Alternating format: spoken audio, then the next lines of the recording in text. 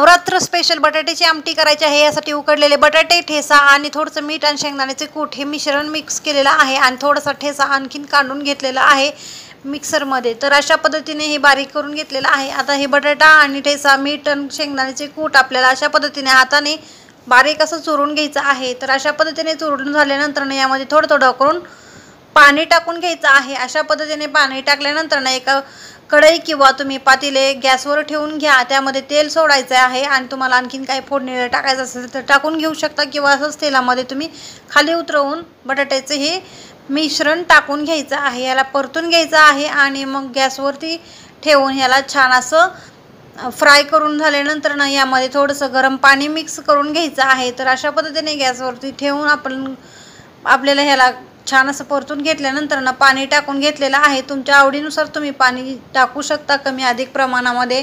तर अशा पद्धतीने मी हे बारीक केलेलं ठेसा आणखीन वरतून टाकून घेतलेला आहे आणि यामध्ये आपल्याला शेंगदाण्याचे कूट टाकून घ्यायचं आहे आणि तुमच्या आवडीनुसार तुम्ही 3 चमचे 4 चमचे अशा पद्धतीने शेंगदाण्याचे कूट टाकून घेऊ शकता। भाजीची कन्सिस्टन्सी पाहून तुम्ही टाकून घेऊ शकता। अशी उत्तम अशी भाजी तयार होते। थँक्यू।